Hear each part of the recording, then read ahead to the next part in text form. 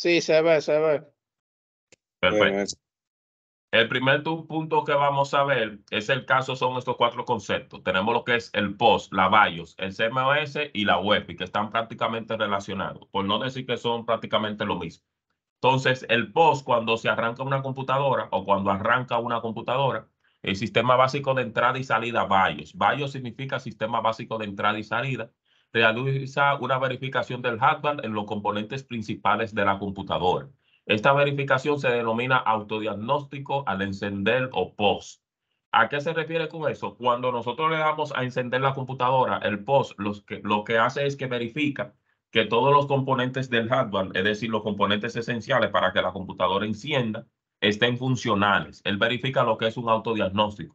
¿Cuáles componentes? Él verifica que la memoria RAM esté funcional, esté conectada correctamente y esté funcionando. Verifica que el disco duro también esté funcionando, verifica que el procesador, verifica el power y verifica cada uno de los componentes esenciales para que la computadora encienda. Él se encarga de verificar que estén funcionando.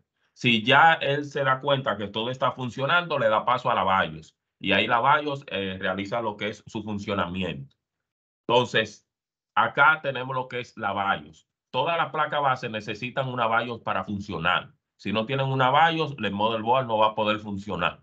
La BIOS es un chip de ROM que se encuentra, mírenlo acá en la parte derecha de lo que es su board, se encuentra insertado o se encuentra soldado, vamos a decir, en lo que es su motherboard, como lo pudimos ver en la clase pasada, que fue desarmado de la computadora. ¿Cuál es la función principal de la BIOS? La función principal de la BIOS es controlar la comunicación entre el hardware y el sistema operativo.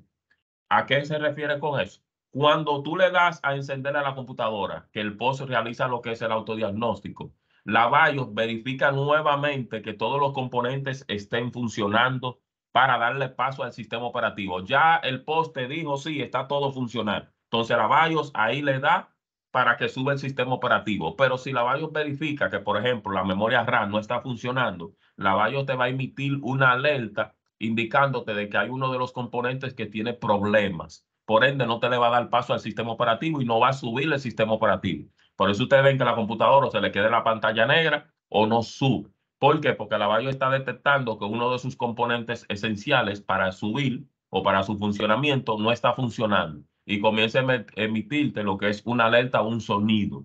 Por ejemplo, si es la memoria RAM que tiene inconveniente, comienza a emitirte lo que es un pitido de pi o pi, pi, pi, pi, pi. Eso te está indicando de que la memoria RAM tiene problemas. ¿Qué ustedes hacen? Ustedes proceden a destapar su computadora, sacan su memoria RAM cuidadosamente, la pueden limpiar con un borrador de eso de lápiz que ustedes utilizan. La limpian con cuidado en la parte de abajo, la que va insertada en el socket o la que va insertada en la ranura. Ustedes la limpian, vuelven y la ponen y encienden su computadora y ahí se van a dar cuenta que va a subir. Si el disco duro tiene problemas, la computadora no va a subir, sino te va a salir una alerta en la pantalla en negra de que no tiene disco duro. Por ende, el sistema no operativo no te va a subir. Es muy importante que tengan mucho cuidado con eso. Entonces, básicamente la BIOS lo que se encarga de eso. Una computadora sin BIOS, recuerden, no puede funcionar porque esta es la que se encarga de la comunicación y de verificar todo lo que está aquí abajo descrito, que dice junto con la POS, el BIOS también identifica qué unidades están disponibles, qué unidades son de arranque, que era la que le estaba mencionando, las esenciales, cómo se configura la memoria y cuándo se puede utilizar, cómo están configuradas las ranuras de expansión, la PCI y la PCI Express, cómo están configurados los puertos SATA y USB, funciones de administración de energía de la placa base. Todo eso nosotros lo podemos hacer, verificar en la BIOS y esta se encarga de identificar todo eso. El otro punto es el CMOS. Tiene un nombre un poquito largo, pero se lo pueden aprender con las siglas. El fabricante de la placa base guarda toda la configuración de la BIOS en un chip de memoria semiconductor complementario de óxido de metal, o CMOS. Le pueden decir la sigla, porque nadie se va a aprender el chip de memoria semiconductor complementario de óxido de metal. ¿De qué se encarga básicamente el CMOS? Este se encarga de guardar toda la configuración de la BIOS. Todas las configuraciones que ustedes hacen en la BIOS se guarda en el CMOS. ¿Y qué este utiliza? Este utiliza una pila como fuente de energía para que no se pierda la información. Por eso se le llama la pila de la BIOS, que es esta que ustedes pueden ver en la imagen, que fue la pila que ustedes pudieron ver en las computadoras cuando la estuvimos desarmando y la estuvimos armando nuevamente. Se le llama la pila de la BIOS porque guarda lo que es la configuración de la BIOS. Pero muchos le dicen la pila de la BIOS, pero sería la pila del CMOS. Pero como el CMOS es el que guarda la configuración de la BIOS, la gente le dice la pila de la BIOS. Incluso, aquí lo dice, dice batería, mírenlo ahí mismo. Aunque de que todo el mundo la ve, la pila, saben que esa es la pila de la BIOS. Vamos a decir, la fuente de energía de esta pila, eso dura muchísimo para eso de que acabarse. Pero cualquier cosa, si se gasta, tú puedes ir a comprarla. ¿Qué pasaría si se daña la pila? ¿O cómo nosotros identificamos si la pila de la BIOS está dañada? Cuando nuestra computadora bota la fecha y bota la hora. Es decir, que cuando tú inicias la computadora y tú ves que no tiene la fecha ni tiene la hora establecida, eso quiere decir que ya la pila está defectuosa o no tiene la pila o se dañó la pila. Entonces, ¿qué tú puedes hacer? Tú puedes comprar otra pila, aunque la mayoría de las personas no suelen comprar esta pila, porque ellos dicen, no, cambiar la fecha y la hora, eso nosotros lo podemos hacer de manera manual. Pero tú no vas a estar todos los días cambiando fecha y hora. Pero les repito, eso no se anda dañando de que mucho. Menos en la computadora de escritorio. La gente incluso lo que agarra y la bota. El otro concepto es la UEFI. Dice, la mayoría de las computadoras actuales utilizan la interfaz de firmware unificada extensible UEFI, que es su nombre. ¿Qué es la UEFI? La UEFI no es más que la misma BIOS, pero de manera actualizada para las computadoras actuales. Les repito, la UEFI es lo mismo que la BIOS, pero de manera actualizada, que incluso aquí en el segundo párrafo, el párrafo lo dice. Todas las computadoras nuevas vienen con UEFI, que proporciona características adicionales y aborda problemas de seguridad con la BIOS antigua. Las computadoras viejas eran las que utilizaban lo que es la BIOS. A esta se le llama UEFI. Por eso, acá en la imagen ustedes pueden ver que dice UEFI BIOS. Mírenlo acá, en la parte donde estoy moviendo el mouse. En la de la imagen, encima de la hora, aquí dice 924. La UEFI puede ejecutarse en sistema de 32 bits y 64 bits. Admite unidades de arranque más grandes e incluye características adicionales como el arranque seguro. El arranque seguro garantiza que la computadora arranque en el sistema operativo especificado. Esto ayuda a evitar que los rookies tomen el control del sistema. Existen dos grandes diferencias, aunque no está aquí en la PPT, que se la voy a mencionar, que hay entre la BIOS antigua y lo que es la UEFI. Una de las deficiencias que tenía la BIOS era que el entorno gráfico era muy, vamos a decir, muy feo, o no decir muy llamativo, que no era tan llamativo. Era prácticamente azul con letras blancas, donde para tú navegar en él simplemente era a través del teclado con las 4 flechitas, flechita de abajo, flechita de los lados, para tú poder navegar en lo que era la BIOS. Era a través de las 4 flechitas. ¿Te está escuchando bien, cierto? Y se ve bien. Sí, maestro. Sí, Sí. Perfecto. Entonces, la deficiencia que tenía la BIOS era esta, que para tú navegar en él era un poquito complicado, porque tú necesitabas lo que eran las 4 flechitas para tú subir, bajar, moverte para los lados, etc. Otra deficiencia que tenía era que para tú poder ingresar a la BIOS, tú tenías que reiniciar la computadora y subir, antes de que subiera el sistema operativo, darle a una de las teclas de funciones. F10, F8, F12, dependiendo del sistema, dependiendo la computadora. Tú le dabas a una tecla de esas de funciones antes de que subiera el sistema operativo para tú poder ingresar a la BIOS. Es decir, que si tú reiniciabas la computadora y tú dejabas que subiera el sistema operativo, no iba a poder ingresar a la BIOS, iba a tener que reiniciarla de nuevo. Recuerden que la BIOS es la que verifica y le da paso al sistema. Ya después que subió el sistema, tú no vas a poder entrar a la BIOS. Entonces, ese era uno de los problemas. También tenía el problema de la seguridad. La BIOS no contaba con muchas opciones del área de seguridad, que la UEFI ya sí vino actualizada con eso. En el caso de la UEFI, tiene, vamos a decir, ciertas mejoras de todo lo que le mencioné de la BIOS. En la UEFI nosotros podemos utilizar tanto el mouse como el teclado para navegar en ella. El entorno gráfico es parecido a un sistema operativo tradicional, Windows 10, por ejemplo, como ustedes lo pueden ver en la imagen. Aquí en la UEFI te puede salir la temperatura de la computadora, las unidades de arranque, el disco duro, la memoria que tú tienes, el procesador, y te salen un sinnúmero de opciones que aunque en la BIOS te salían, pero te salían un poquito, vamos a decir, más difícil de tú poder entender. Aquí te pone icono, te pone gráfico y un sinnúmero más de cosas que tú la puedes entender. El tema de la seguridad se mejoró bastante porque se le pueden hacer varias configuraciones de seguridad que lo vamos a ver en un momento. Para tú acceder a la UEFI, no tienes que reiniciar la computadora. Sí va a tener que mandarla a reiniciar porque recuerden que la UEFI y la BIOS sube antes del sistema operativo.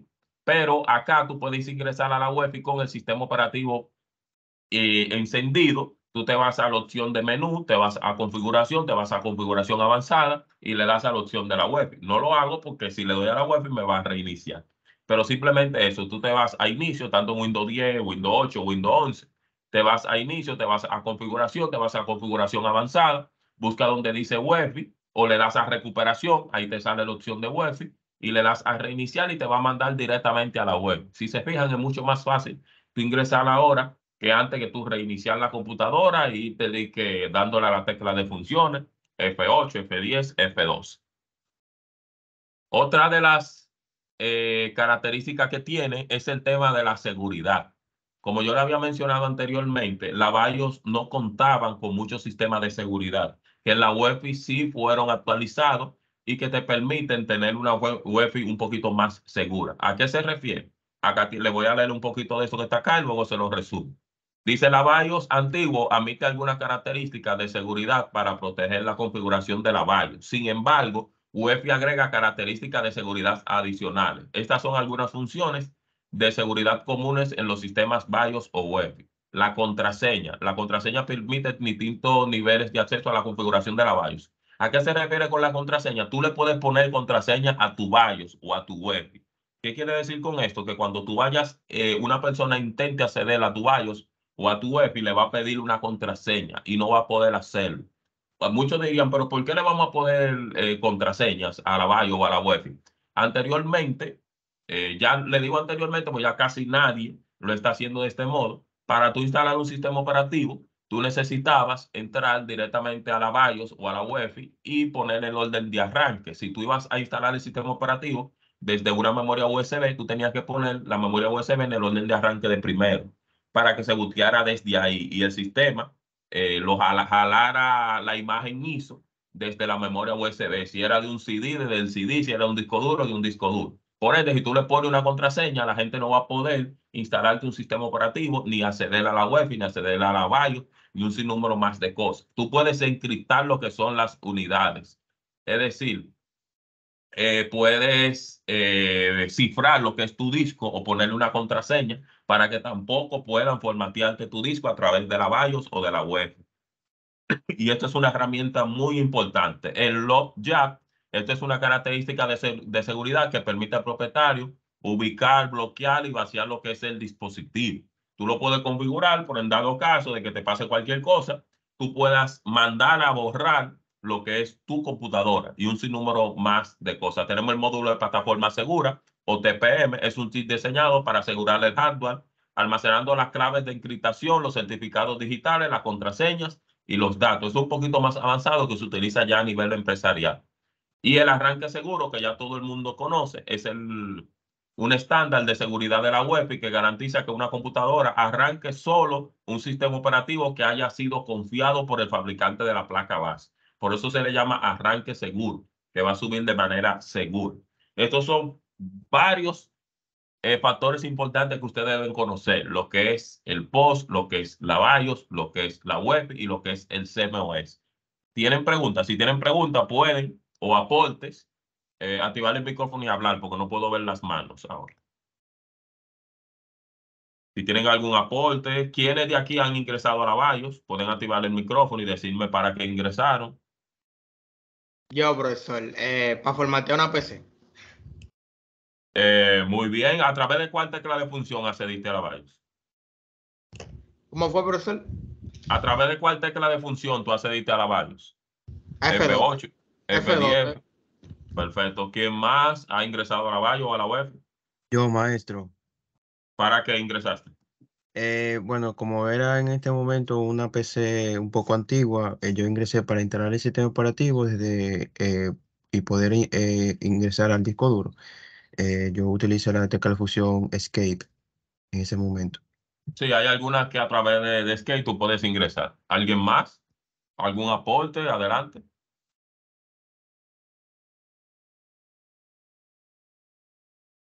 Perfecto. Vamos a ver si cuando retornemos de manera presencial lo ponemos a ingresar a la web y de allá, que es muy sencillo, para que puedan ir navegando y puedan conocer todo eso. Entonces, la BIOS y la UEFI se puede actualizar, es correcto. ¿Es recomendable hacerlo? No. Ahora en un momento le explico por qué. Dice, los fabricantes de la placa base pueden publicar versiones actualizadas de la BIOS para brindar mejoras en la estabilidad, la compatibilidad y el rendimiento. La información de la BIOS de las primeras computadoras se encontraba en los chips de ROM. Y para actualizar la información, el chip de ROM debía reemplazarse físicamente. Es decir, que anteriormente la BIOS no se podía actualizar mediante software. Para tú actualizar, tú tenías que ir a quitarle el chip y ponerlo nuevamente, pero ustedes saben que eso estaba soldado. Es decir, que para tú reemplazarlo eso era también un dolor de cabeza. Entonces, yo siempre he dicho que ustedes nacieron en la época dorada de todo prácticamente, de la tecnología. Entonces, anteriormente no se podía actualizar mediante software. De que tú entrar y darle a actualizar, sino era mediante hardware. Había que sustituir el chip viejo por uno nuevo. Los chips de la BIOS de ROM modernas son memorias borrables, programables de solo lectura o EEPROM, que pueden ser actualizadas por el usuario sin abrir el gabinete de la computadora. Es decir, se pueden actualizar mediante software. Para escalar una nueva BIOS, consulte el sitio web del fabricante. ¿Por qué no es recomendable ponerse a actualizar la BIOS si no tienes el conocimiento? Porque si tú dañas la BIOS, tú sabes que se te fue a pique tu board. Claro, existen varias herramientas que te ayudan a restaurar o restablecer la versión anterior de la BIOS, pero esto no es muy recomendable que ustedes se pongan a hacerlo. Recuerden que esta es la que se encarga de la comunicación entre el hardware y el sistema operativo. Si se te daña, se te fue a pique todo. Entonces vas a tener un dolor de cabeza para poder restaurarla y un sinnúmero más de cosas. ¿Quiénes se encargan o quiénes viven actualizando lo que es la BIOS y la UEFI? Los que viven probando lo que son diferentes componentes que salen al mercado o que le mandan a ellos directamente una versión beta. Por ejemplo, los youtubers, los gamers, le viven mandando lo que son procesadores que todavía no han salido al mercado. Como esos procesadores no han salido al mercado, el board que usted tiene no lo va a reconocer porque es una versión actual. Para eso entonces en ese punto se actualiza lo que es la BIOS o se actualiza la web para poder probar esos componentes nuevos. Por eso dice que se encarga de la mejora de estabilidad, compatibilidad y el rendimiento. Como ese procesador lo va a hacer compatible con esa versión del board que tú tienes o de la BIOS, tú necesitas actualizarlo. Pueden buscarle en YouTube que hay muchos videos de YouTuber y gamer que viven actualizando lo que es la BIOS y le vive dando un sinnúmero de errores, la viven dañando y un sinnúmero más de cosas. Entonces deben tener mucho cuidado con eso. Pero se puede actualizar, es correcto. ¿Es recomendable? Desde mi punto de vista, no. A menos que tú tengas el conocimiento. Si tú tienes el conocimiento, adelante tú puedes hacer. Entonces, vamos con el siguiente punto.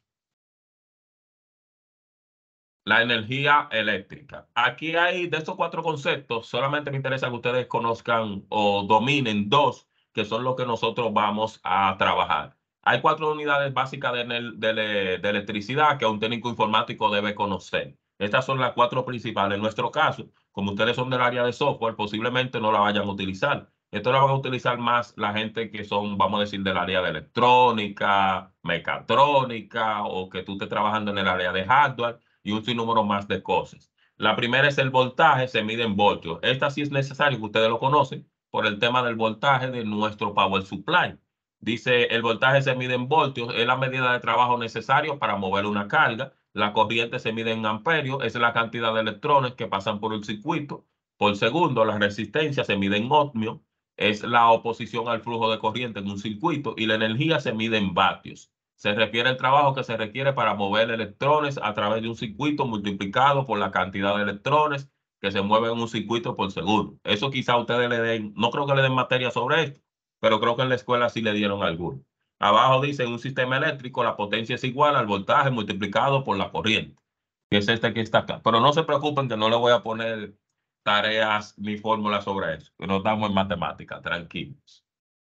Entonces, aquí tenemos lo que es la configuración del voltaje de la fuente de alimentación. Ya esto lo vimos de manera práctica la semana pasada, donde tenemos acá el botón de selección del voltaje de 115 y lo que era 230. Recuerden que en nuestro país es 110 y 220. Mírenlo acá, que muchos me estuvieron preguntando por qué 115, porque recuerden que esos power supply no son, vamos a decir, creados aquí en el país. Por ende, la energía en otros países puede ser que sea de 115 y 230. En nuestro país es 110 y 220. Dice que en la parte trasera de alguna fuente de alimentación hay un pequeño interruptor llamado interruptor de selección de voltaje, que es este rojo que está acá. Como le dije en la clase pasada, ya los power modernos no tienen este botón, sino que realizan el proceso automáticamente. Porque este botón era un dolor de cabeza, por lo que le comentaba que si tú sin querer venía y le daba y lo ponía en un voltaje que no era el que tú estabas recibiendo, se te podía dañar. Dice que la fuente de alimentación que tiene este interruptor se denomina fuente de alimentación de doble voltaje, porque tú seleccionas de 110, 220, 115, 230. Si una fuente de alimentación no tiene este interruptor, detecta y establece el voltaje correcto de forma automática, que son los actuales. Las computadoras que teníamos en la práctica, si se fijan, eran computadoras viejas. Por ende, no eran power supplies automáticos, sino que realizaban el proceso, había que hacerlo manual. Y que tú podías provocar que se te dañara el power con eso, que lo vimos en la clase pasada. Entonces, continuamos con los tipos de fluctuación de alimentación. Esto lo vimos también en la clase pasada. Aquí tenemos lo que es el apagado total, baja tensión, el ruido, los picos del voltaje, el sobrevoltaje. Lo que me interesa que conozcamos es esto, que son algunos dispositivos de protección de la fuente de alimentación o de la corriente, que lo vimos también en la clase pasada. Yo le estuve comentando que la mayoría de la gente utilizan el UPS simplemente para que el UPS dure algunos minutos cuando se vaya la luz y te deje guardar la información. Pero la principal función del UPS no es esa. La principal función del UPS, como le dije en la clase pasada, es evitar que el power reciba todo ese sobrevoltaje o ese cambio de energía que pueda provocarse. Entonces es muy importante siempre tener un UPS o tener algunas de estos componentes que tenemos acá. Hay algunas regletas que vienen configuradas, no recuerdo el nombre, cómo es que se le llama, que aquí en el país se utiliza mucho. Incluso yo le tengo uno de esos aparatos a la nevera para evitar de que si la luz sube o baje me la pueda dañar. Aunque aquí la gente lo que compra la regleta no es para proteger nada. Aquí compra la regleta porque tú necesitas más toma corriente, lamentablemente. Pero existen estos protectores de sobrevoltaje que te ayudan a evitar de que si la luz sube o la luz baja, te pueda dañar lo que es el componente o el power supply y un sinnúmero más de cosas que tú tengas. Es muy importante tener un UPS o tener alguno de estos dispositivos. Aquí tenemos lo que son las arquitecturas de la CPU. De este punto ya nosotros vimos algunos conceptos la semana pasada, que eran los procesadores PGA y vimos también los procesadores LGA. ¿Cuáles son los PGA? Vamos a ver si se recuerdan. Hello. Lo que se, Dale, habla. ¿Cuáles son los PGA? los PGA son los que se le conoce como macho y los LGA como lo que son le conoce como hembra. Exacto, que así porque yo lo dije para que se lo aprendan más fácil. El PGA es el que tiene los pines y el LGA es el que tiene los huecos para introducir los pines, que así es mucho más fácil que ustedes se lo aprendan, que son los procesadores macho y son los procesadores hembra. Aquí tenemos lo que es la arquitectura de los CPU. Ya esto es un poquito más avanzado, creo que ustedes no lo van a ver tanto, pero se lo voy a explicar un poquito, que dice un programa, es una secuencia de instrucciones almacenadas y una CPU ejecuta estas instrucciones siguiendo un conjunto de instrucciones específicas. Existen dos distintos conjuntos de instrucciones que pueden usar la CPU. Tenemos la RISC y tenemos la CISC. La RISC es computadora con conjunto de instrucciones reducidos y la CISC es complejo. En el caso de la RISC, esta arquitectura usa un conjunto de instrucciones relativamente pequeño. Los chips RISC se diseñan para ejecutar estas instrucciones muy rápidamente, por ende son mucho más rápidos. La computadora con conjunto de instrucciones complejos o CIS, estas arquitecturas usan un amplio conjunto de instrucciones, lo cual provoca que haya menos pasos de operación. Mientras la CPU ejecuta un paso del programa, las instrucciones restantes y los datos se almacenan en una memoria especial y cercana o una memoria como ustedes la conocen como caché, que también lo vamos a ver más adelante para que vean cómo pueden verificar la caché de su computador. Eso todo lo vamos a ver un poquito más detallado en otros temas. Aquí tenemos lo que son las mejoras de los funcionamientos de la CPU. Aquí tenemos lo que son los procesadores AMD, los procesadores Intel, que también lo vamos a discutir un poquito más adelante en otras clases. También el tema de cuáles son los procesadores que vienen con la tarjeta gráfica integrada y los que vienen con ella dedicada, entre otras cositas. Y aquí me interesa que conozcan dos puntos, que es el primero. La potencia de una CPU se mide según la velocidad y la cantidad de datos que se pueda procesar. La velocidad de un CPU se clasifica en ciclos por segundo, como millones de ciclos por segundo denominados megahercios, o miles de millones de segundos de ciclos por segundo denominados gigahercios. La velocidad de un CPU se mide en gigahercios o megahercios. Cuando ustedes le preguntan cuál es la velocidad de tu procesador, tú le dices, no, mi procesador tiene una velocidad de 2.40 gigahercios o 2.30 megahercios. Saben que giga es más que mega, porque un giga son 1024 megas, por si acaso. Para que no se pongan a discutir, no, que la mía tiene 2000 megas, pero tú le dices el otro, sí, pero la mía tiene 3 gigas. Es decir, que la tuya tiene mucho más megas. Entonces es muy importante que conozcan esto. Pero el punto interesante de esto es la técnica de overclocking. ¿Alguien aquí sabe lo que es la técnica de overclocking? Déjame quitar la diapositiva. ¿O la ha utilizado o la ha escuchado mencionar? La escuché, pero no sé de qué trata realmente. ¿Los demás? Sí, maestro. La técnica de overclocking, si no me equivoco, es utilizada para eh, doblar el procesamiento, eh, el procesador, la capacidad de procesamiento del procesador, o sea, superarla a más de lo que puede. O sea, yo lo he visto, pero no lo he utilizado. ¿Los demás? En mi caso, primera vez que escucho eso. ¿Los demás han escuchado? Profesor, por Dale. ejemplo, el overclocking no viene siendo una técnica que consiste en aumentar la velocidad del funcionamiento de los componentes del hardware. Es correcto. A eso vamos. La técnica de overclocking consiste, miren, le voy a leer la definición y luego se la voy a resumir con mis palabras para que la puedan entender. La técnica de overclocking se utiliza para hacer que un procesador funcione a una velocidad mayor a la que se especificó originalmente. Esta técnica no es un método recomendable para mejorar el rendimiento de la PC y puede provocar daños de la CPU. ¿En qué consiste la técnica de overclocking? Bueno, esto consiste en tú aumentar lo que es el rendimiento de cualquiera de tus componentes, vamos a decir, de la computadora. El overclocking no solamente se le hace al procesador, se le puede hacer a la memoria, se le puede hacer al monitor, se le puede hacer al disco duro, se le puede hacer a la más gráfica. ¿Qué tú haces con eso? Tú lo que vas a hacer, cada uno de estos componentes fueron configurados o fueron creados para trabajar a una velocidad en específica. Vamos a decir, a trabajar a un 80%. Entonces, la técnica de overclocking consiste en ponerlo a trabajar un poquito más de lo que ellos fueron configurados. Si ellos fueron configurados a trabajar a un 80%, nosotros lo ponemos a trabajar a un 100% para que nos dé mucha mejor velocidad, muchos mejores gráficos, mucho mejor almacenamiento, entre otras cositas. Entonces, esta técnica, ¿por qué no es muy recomendable? Por lo siguiente. Todos los componentes fueron configurados para trabajar en una misma frecuencia. Para eso tienen un sistema de ventilación que es para ventilar el calor que van a provocar estos componentes a esa velocidad o a esa frecuencia, que es un 80%, por ejemplo. Si tú lo pones a trabajar a un 100%, ese ventilador no está configurado ni capacitado para ventilar todo ese calor que va a generar ahora esos componentes. Por ende, se te puede dañar lo que es la computadora. ¿Por qué? Porque tú le estás proponiendo a trabajar a un 100%, lo estás poniendo a trabajar un poquito más de lo que fue configurado y puede ser que se te dañen los demás componentes.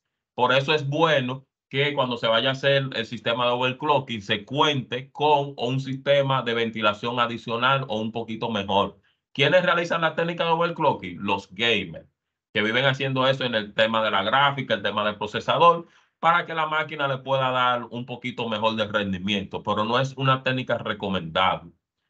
Tú puedes provocar que se te dañe la computadora, se te dañen casi todos los componentes. El overclocking no solamente se hace para aumentar, sino también se hace para disminuir. Si tú consideras que tu CPU está trabajando demasiado y te está provocando lo que es mucho calor y un sinnúmero más de cosas, tú puedes reducir el trabajo del procesador o de la memoria, por ejemplo, de la gráfica, para evitar que para evitar que la computadora se te dañe. Entonces, por eso dice lo opuesto a la técnica de overclocking es la moderación de la velocidad de la CPU. Entonces, es muy importante que tengan mucho cuidado con el overclocking, porque tú puedes provocar que te dañe cada uno de los componentes. Aquí de lo que te habla el tema de la virtualización, que lo vamos a ver en un capítulo. Van a aprender a trabajar con máquinas virtuales. Dice la virtualización de la CPU. Esa es una función del hardware admitidas por las CPUs de AMD e Intel que permiten que un solo procesador actúe como varios procesadores. Por la virtualización de la CPU se puede ejecutar varios sistemas operativos en paralelo y un sinnúmero más de cosas que lo vamos a ver más adelante, que vamos a trabajar con máquinas virtuales. Aquí tenemos lo que son los procesadores multinúcleos, que no hay que definirlo tanto, pues su nombre lo dice. Los procesadores de varios núcleos poseen dos o más procesadores en el mismo circuito integral o núcleos. La integración de los procesadores en el mismo chip genera una conexión de gran velocidad entre ellos. Las instrucciones se pueden distribuir a todos los procesadores de varios núcleos, ejecutan instrucciones más rápidamente que los procesadores de un núcleo único. Mientras más núcleo tenga tu procesador, se va a mover un poquito más rápido. La RAM se comparte entre los procesadores, dado que los núcleos están ubicados en el mismo chip. Simplemente es un solo procesador con varios núcleos. Se va a mover mucho más rápido, pero te va a consumir mucho más RAM, porque la RAM va a tener que distribuirse en todos los núcleos de cada uno de los procesadores.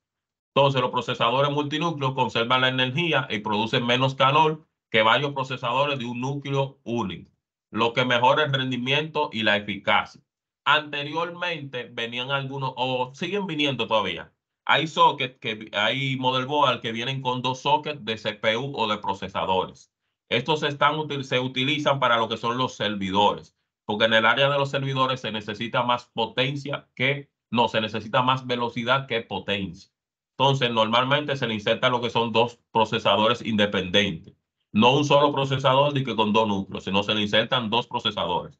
Actualmente ya la mayoría de las computadoras vienen con 4 núcleos, 8 núcleos, 12 núcleos.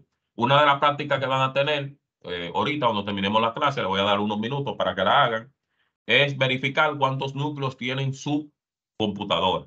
Ya les repito, la mayoría tienen 4, 8, 12 núcleos. Mientras más núcleos tiene su computadora, mucho más rápido se va a mover. Aquí tenemos lo que son el tema de la tarjeta gráfica. Otra función que ofrecen algunas CPU es una unidad de procesamiento gráficos o GPU. Existen dos tipos. Existe la GPU integrada y existe la GPU dedicada. La integrada viene integrada, como su nombre lo dice, o incorporada en el CPU y depende de la misma RAM que tú tienes en la computadora. Esa RAM se encarga de también suministrarle lo que es, vamos a decir, velocidad a lo que es nuestra tarjeta gráfica que viene integrada en nuestro procesador. Tenemos la GPU dedicada, que esta utiliza un sistema, vamos a decir, independiente. Es una tarjeta que tú compras y tú la adaptas en una de las ranuras. Esta tiene su propio sistema de ventilación y tiene su propia RAM. Entonces, según esta definición que yo le dije, ¿cuál ustedes consideran que es mucho mejor? ¿La dedicada o la integrada y por qué? Pueden activar el micrófono y hablar. Ánimo, ánimo, ánimo. Bueno, maestro, sí. Dale, dale. En lo particular, la GPU integrada es mejor porque te da un mejor rendimiento a una dedicada, ya que la dedicada viene preensamblada en tu máquina, o sea, dentro de los No, componentes, no, por es al ejemplo. revés, al revés. Ah, Es así, pero al revés. ok, La ok, sí. integrada es la que viene integrada con el CPU. La dedicada sí. es la que tú pones. Ok. Es así, miren, la tarjeta gráfica dedicada es mucho mejor. ¿Por qué? Por lo mismo que le acabo de decir. Viene con su propio sistema de ventilación. Viene con su propia RAM, por ende mucho más rápida. La mayoría de gamers le gustan ponerle una tarjeta dedicada por eso. La mayoría de los procesadores que vienen con su tarjeta integrada tienen ese mismo problema. Si se te dañó la gráfica, tú supiste que va a tener que cambiar el procesador. Si se te dañó el procesador, también va a tener que comprarte un procesador con una gráfica. Y ahí, por ende, son un poquito más deficientes. Ya la mayoría de la gente tienen una tarjeta dedicada, ya incluso la mayoría de las computadoras vienen con su tarjeta dedicada, con su Nvidia, que es lo que tiene la mayoría, que fue lo que yo le mencioné, que yo tenía una Nvidia, una GeForce RTX 3050, creo que es la mía, de 4 GB, por ende me va a dar mucho mejores gráficos. Si tú quieres más gráficos, mejor velocidad, tú necesitas ponerle lo que es una tarjeta gráfica dedicada. Existen muchas marcas. La más utilizada es la Nvidia, que es la que mayormente casi todas las computadoras que nosotros tenemos aquí en el país es la que utilizamos. Entonces, es muy importante que tengan en cuenta eso. Ustedes vieron en la práctica pasada que la mayoría de las computadoras tenían una gráfica dedicada. Lo único de esa gráfica que tenían era una gráfica antigua, que era la que se encontraba en la parte derecha. ¿Alguien iba a decir algo? Adelante. Sí, yo tenía la mano levantada. Quería una pregunta.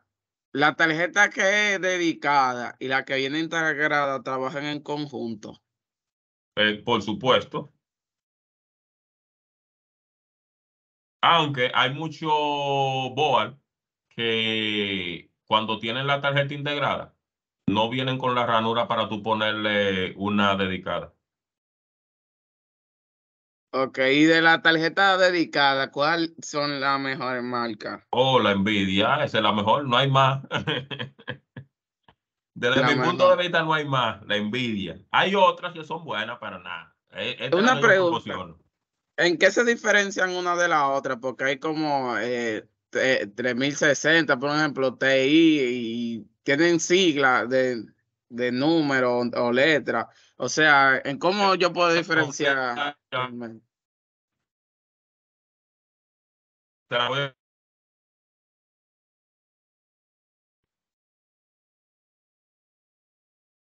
Es igual que lo mismo, son actualizaciones que se le vienen a. Tú tienes el iPhone 10, tú te compras el 11 vino con ciertas mejoras y ellos le van agregando lo que son letras para ir identificando las versiones nuevas, las mejoras que le hicieron, entre otras cositas. Exacto, porque a veces yo he visto de que 3050 Ti, 6 GB, después yo veo una 350 de que de 8 GB, pero no tiene el Ti abajo. Entonces yo Sí, me eso, quedo. ellos le vienen agregando lo que son las letras para identificar cuál es la versión nueva, cuál es la versión mejor, entre otras cositas. Pues voy a ver si le consigo algunas para explicarle allá otra orden diferente. Ver se me fue la palabra. Ver la diferencia que hay entre una y la otra. Ok, ok. Entonces, aquí tenemos mecanismos de refrigeración de la CPU, aunque ya la mayoría lo trabajamos la semana pasada. Tenemos que un ventilador de gabinete sirve para aumentar la circulación del aire en el gabinete de la PC y permite que se elimine más calor, que es este que está acá, que fue el que vimos en la clase pasada, el que ustedes fijaron de la computadora.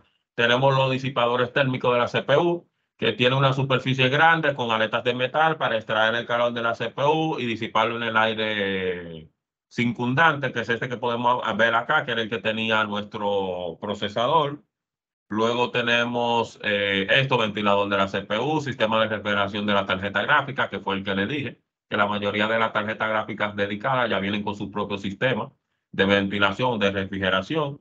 Y tenemos la refrigeración en agua, que se coloca una placa metálica sobre el procesador y se bombea agua por encima de la parte superior para que ésta absorba el calor que genera el procesador. Por ende, esta refrigeración es un poquito más costosa y es un poquito, vamos a decir, mejor. Luego tenemos los conceptos de las RAID, lo vamos a detallar un poquito más en otros capítulos que lo tengo más adelante, porque dárselo ahora tan pronto sería un poquito avanzado. Entonces, aquí tenemos lo que son los niveles, tenemos lo que son los diferentes tipos de puertos, que también los vimos en la clase pasada. Aquí tenemos la conexión en serie, se usa para conectar varios periféricos como impresoras, escáner, módem y conexiones de consola a dispositivos de red. Tenemos la conexión en paralelo, tenemos el caso de los PS2, que son estos dos que se encuentran en la parte inferior izquierda, que fue lo que vimos para el teclado y el mouse. Tenemos los puertos de audio. Recuerden que los PS2 tenían la deficiencia de que si tú lo desconectabas tenía que reiniciar la computadora para que te lo reconociera. Ya estos puertos no se están utilizando y como yo le dije en la clase pasada, todo lo que tenga pines no sirve. Esos pines se oxidan y se dañan. Aquí tenemos el VGA hembra, que ya lo vimos, tenemos el DVI, tenemos el HDMI, tenemos el DisplayPort. Recuerden que de aquí están utilizando, los cuatro se siguen utilizando, pero lo que más se están utilizando son el DisplayPort y el HDMI. Yo digo que el DisplayPort es un hermano del HDMI. Lo único que el HDMI es un poquito mucho mejor. Entonces, son todos de video. Luego tenemos lo que son los cables y conectores USB, que ya también lo discutimos en la clase pasada. Aquí tenemos lo que son a lo largo de los años USB ha evolucionado con diversos estándares. Ya aquí yo le dije que se están utilizando solamente 2.0, 3.0 y 3.1, que le expliqué también cómo nosotros podemos identificarlo, lo que son los puertos USB. Tenemos el USB tipo A, que es el común, el que todos conocemos, que es el primero que está acá. Tenemos el mini USB, aunque aquí a los cables USB no se le conoce por el nombre, sino por el dispositivo que lo utiliza. Entonces, el mini USB o cable de Alcatel, como ustedes le llaman, o cable de Motorola. Y tenemos el micro USB o cable de Android, que es como ustedes le dicen. Este es el cable de Android.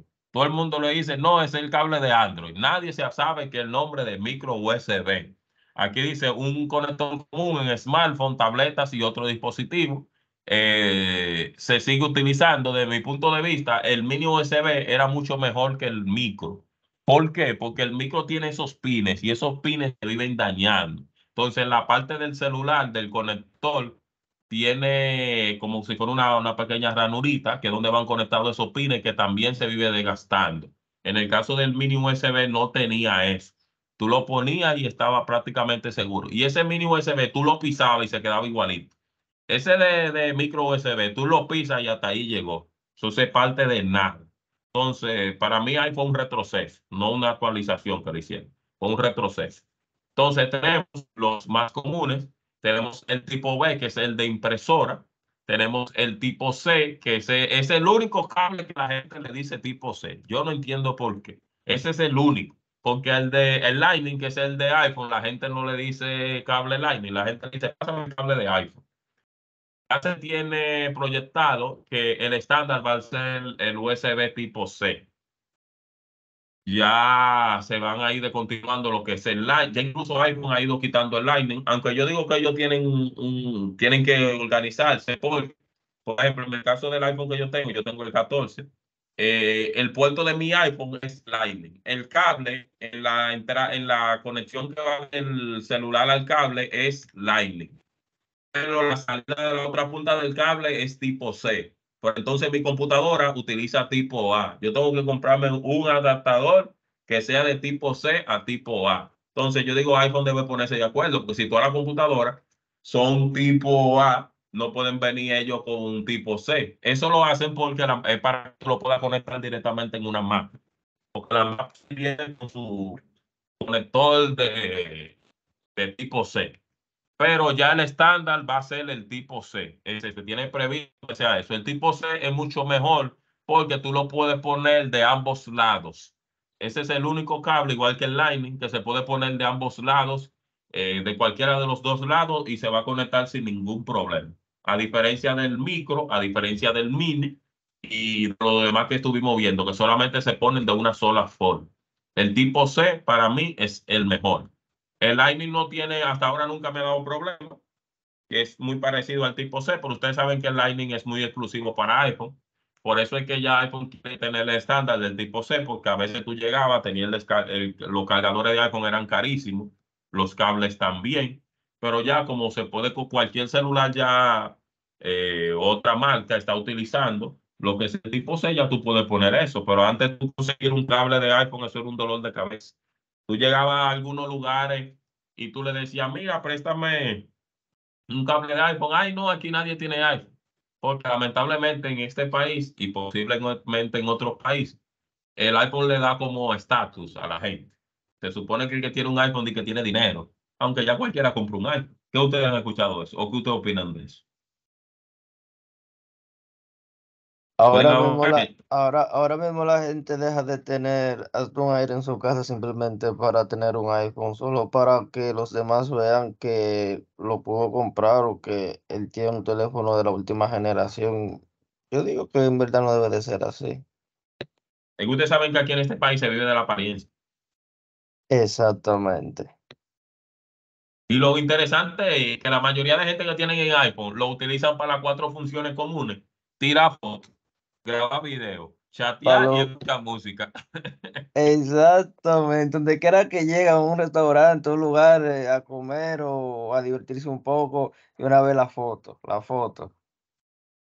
Profesor, ¿qué Aquí, celular usted tenía antes de comprarse el nuevo? no, yo tengo un Android, el chiquito lo tengo. Yo tengo los dos. Yo tengo el iPhone y tengo el Huawei i6 2019. Yo me Ok. compré un iPhone por la siguiente. Yo utilizo mucho Microsoft Teams. Ustedes saben que la herramienta que nosotros utilizamos para comunicarnos y que la que estamos conectados ahora en la llamada. Teams te consume mucha memoria. Entonces, el celular a mí se me vivía frizando. Entonces, ahí yo decidí comprarme, el iPhone que yo tenía era el 12 Pro Max, el anterior. Decidí comprarme el iPhone porque no se me estaba, el Android no me lo estaba soportando, el Huawei.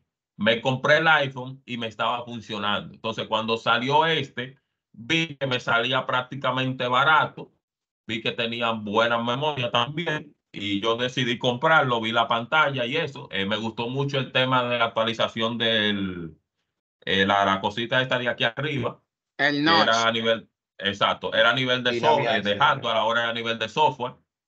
Y decidí comprarme el 14 Pro más por eso. Hasta ahora el celular nunca me ha dado problemas, no se me frisa.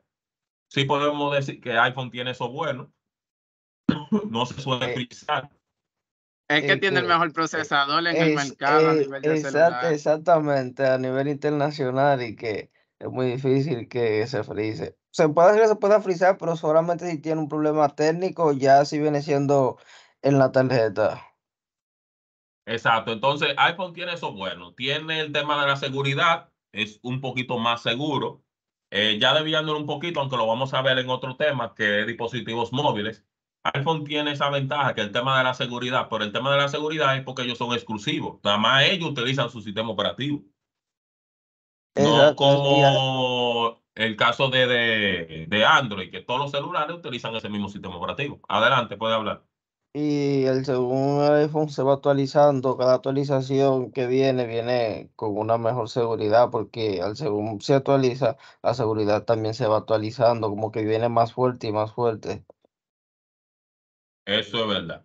Entonces, continuamos. Profesor, Sí, dale. una pregunta más. ¿Qué usted piensa más de la nueva plataforma que sacó iPhone? ¿Usted me estaría dispuesto a dar el siguiente paso a la ¿De la tecnología qué? por ¿De ese la lado? nueva qué?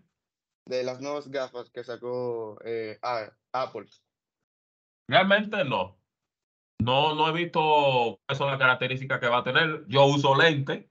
Usted sabe que yo no puedo cambiarme mi lente. Imposible. Pero voy a investigar a ver. Pero creo que no. En mi caso a mí no me gusta mucho la gafa. Yo uso lente porque es obligado. Pero viene el iPhone 15 por ahí. ¿Qué actualización va a Sí. tener el 14? No creo que tenga mucha tampoco. Mucha diferencia. Porque el 13 y el Ah, 14 es lo mismo. es que no se van a llevar nada de diferencia. Puede ser que la diferencia que tenga, puede ser que yo le ponga un poco de RAM, pero cuando viene a venir así, lo que pueden es remodelarle la parte de atrás. Física. Exactamente, Sí. sí, perdón, Bueno, la parte física. Que ya en este caso no tendría botones, sino que simplemente será touch por los lados. Eso es lo que va a tener de diferencia. Exacto. Hay unos cuantos miliamperio más de batería y unas cuantas cositas de cámara, pero Yo viene siendo realmente lo vi que mismo tenía un básicamente. botón que se yo. Bueno, profesor, Da- como yo lo veo, es de la siguiente manera. Ellos metieron el iPhone 10, pero el iPhone 10, recuérdenme que tiene como algunos fallos. Ellos introdujeron el iPhone 10 para como dejar ese diseño ahí. Entonces luego introdujeron el iPhone 11 que estaba más estable. Lo mismo hicieron con el iPhone 12, que fue como para introducir un nuevo diseño y una nueva gama. Y luego sacaron el iPhone 13 que está estable y así sucesivamente ellos van a seguir. Por ejemplo, porque el iPhone 14 me dio problemas con las cámaras y era de que problemas de los de software y un regalo de vaina.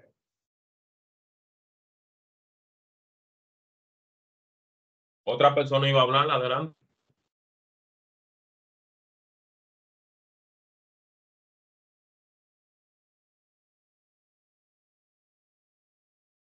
Lo interesante es que la gente sabe que no tiene ninguna diferencia, pero por comprar y decir que tiene el iPhone nuevo, lo compran por decir que nada más tiene, ay no, yo tengo el 14 Pro Max, pero sin saber que es lo mismo, es lo mismo, es lo mismo. El 13 Pro Max y el 14 Pro Max es lo mismo. ¿Cuál tú puedes cambiar? Si tú tienes el 11, tú puedes cambiarte al 13 o el 14, pero no vale la pena. Yo lo cambié, pues yo tenía el 12 Pro Max y me salió prácticamente barato, como $500. Yo lo mandé a cambiar allá y yo te lo cambio. Sí, porque dependiendo de las condiciones del teléfono, el uso que usted le haya dado, ellos le hacen un descuento, porque estamos hablando del 13, aún tiene valor acabando de salir el 14, porque el valor no lo viene perdiendo de una vez, sino después de unos cuantos meses. Pero aquí en el país abusan. Aquí venden los celulares demasiado caros. No es que aquí saben que el más pobre da lo que sea por tener. Entonces, dígame usted, ¿cómo no van a abusar con eso? Ya lo saben. Pero aquí yo le dije, el dominicano es así. Entonces, Así miren, mismo. continuando. Pero ¿y las mujeres de este grupo ya no han hablado hoy? ¿O ustedes no tienen, en esta clase no tenemos mujeres, que no recuerdo? Por Aquí ahí no es que anda está, Nicole. Sí, Hay una, yo aquí no es Nicole. que creo. está Juveldí, ¿o quién es que está aquí? Nicole. Nicole, ¿está viva? Dígame, profe. No, para saber si usted estaba viva todavía. Entonces, continuamos. Maestro, Tenemos lo que son disculpe. los conectores SATA, que ya lo vimos en la clase pasada, que recuerden que son para conectar el disco duro, vienen siendo la actualización de lo que es el IDE, que es el de los pines. Tenemos adaptadores SATA también, todo eso lo vimos en la clase pasada. Ya la mayoría de estos temas los trabajamos en la clase pasada, nos adelantamos. Y aquí venimos con lo que vamos a trabajar en la próxima clase de manera presencial. Aquí tenemos lo que son los puertos y los conectores. Tenemos cable y conectores de par trenzados o UDP, que es el que nosotros vamos a utilizar. El cable de par trenzado no blindado, UTP, es la forma más común del cable de par trenzado y usa cable de cobre aislado codificado por colores. Tenemos el STP, pero el que nosotros vamos a utilizar es el UDP, que es este cable que está acá, con el RJ45. El RJ45, cabecita de red o de internet, como ustedes le llaman. Tenemos el R11, que se utiliza la red telefónica, que es el chiquito que está abajo. Es el que utilizan los teléfonos. La gente pensaba antes que era el mismo de red. No. El de red es el RJ45. El de teléfono es el RJ11, que es mucho más pequeño, que ustedes lo pueden ver en su teléfono, lo pueden desconectar y pueden verificar que es un cable un poquito más pequeño. Para la práctica de la semana que viene, ustedes van a tener que comprarse RJ45, se compran por lo menos 5 cabecitas para preparar el cable de red y trabajarlo allá en clase. Se compran por lo menos 3 o 4 pilas. Aquí tenemos lo que son los cables y conectores. Aquí me interesa que conozcamos uno, a ver si ustedes lo identifican. ¿Cuál de esos tres que ustedes conocen? Vamos a ver cuál es. Sí, La Hello. profesor. invención del cable El coaxial de la antena. Coaxial, exacto, porque ese ya hasta ahora lo han dejado de usar. El Pero mismo ese era el que se usaba RJ6 de mucho antena. para el cable, claro, y esas cosas. Dale a la otra persona que estaba hablando ahora. Dale. Que el mismo RJ6 es de antena. Es el delantero. El RJ6. Tenemos primero en composición de cable coaxial. Tiene un conductor interno rodeado de material aislante. El material aislante está rodeado por un blindaje de hoja que se usa como conductor exterior y como aislante contra la interferencia electromagnética. El RG6, que es el que todo el mundo conoce. Un cable de calibre grueso con aislante y blindaje para aplicaciones de ancho de banda elevado y alta frecuencia, internet, televisión por cable y todo lo demás. Este es el cable que todo el mundo conoce. Luego tenemos el RG9, RG.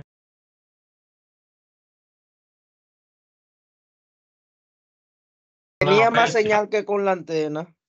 Y con una percha, tú ese alambre dulce lo amarrabas de una percha, lo guindabas a un tenedor y eso tenía full señal. Mis hijos, tú sabes cómo lo inventaban antes para Eso que se tuvieran veía televisión. nítido, como que hubiese tenido cable. Sí, que incluso hay mucha gente que le siguen poniendo de esos cables a los radios, de esos radios viejos, le siguen Sí, poniendo porque su cable dulce. porque ahora mismo esos radios viejos ya no le queda mucha frecuencia, entonces le buscan la manera que El pueda tener dominicano, más frecuencia. el dominicano. Entonces, aquí tenemos los que son los conectores IDE, que eran los que yo estaba mencionando, ya no se están utilizando ninguno. Gracias a Dios fueron sustituidos por los SATA. Aquí tenemos lo que son las características de los monitores. Esto es lo que se refiere a la resolución de cada uno de los monitores. Dice que hay muchos tipos de monitores de computadora disponibles que varían según el uso, el tamaño, la